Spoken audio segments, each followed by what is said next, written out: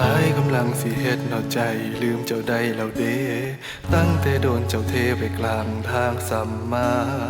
มันก็พอสิลืมแล้วล่ะมันก็ผ่านมาดนแล้วล่ะแต่มื้อนี้เจ้ากลับมาบอกว่าเจ้าถือเขาเฮ็ดให้มีน้ำตาพร้อมกับถามว่ากลับมาเป็นคือเก่าสิได้บ่เจ้าก็มาสร้างบ่คิดพอแน่นอนเคยเฮ็ดอีหยังไว้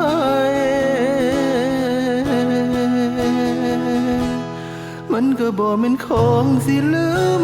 ง่ายๆพอตั้งท่าสิลืมเจ้าก็กลับมาใหม่ปานว่าเฮาเป็นของตาย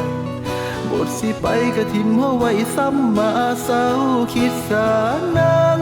มาทางใดก็กลับไปทางนั้นล่ะอ้ายกำลังสิลบหอยน้ำตาเข้าใจอยู่ล่ะแต่ว่าหักบ่ได้ดอกฮู้ว่าเธอหมดหักกันไปตั้งแต่ตอนนั้นแล้วฮู้สู่อย่างสู่แนวว่าเธอนั้นบ่มีใจฮู้ว่าเธอแค่เหงาต้องการแค่คนข้างกายฮู้ว่าสุดท้ายเจ้าคงสิถิ่มไม่ไปอีกเถื่อฮู้ว่าคนบ่ฮักจังใดก็คงบ่ฮักอ้ายมันเจ็บบักคักเธอนี่ไอ้คงบ่เชื่อ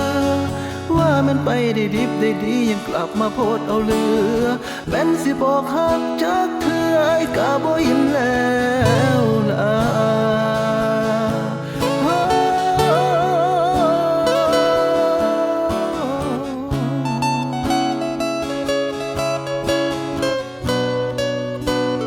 แต่มื้อนี้เจ้ากลับมา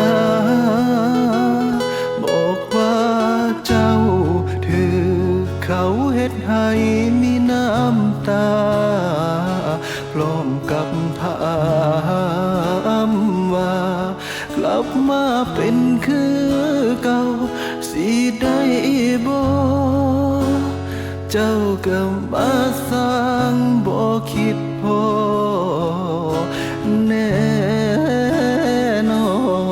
นเคยเฮ็ดอีหยังไว้โหมันก็บ่แม่นของสิลืมง่ายๆพอตั้งท่าสิลืมเจ้าก็กลับมาใหม่ปานว่าเฮาเป็นของตายบทสิไปก็ทิ่มเฮาไว้ซ้ำมาเศร้าคิดสานางมาทางใดก็กลับไปทางนั้นล่ะอ้ายกำลังสิลบหอยน้ำตาเข้าใจอยู่ล่ะแต่ว่าหักบ่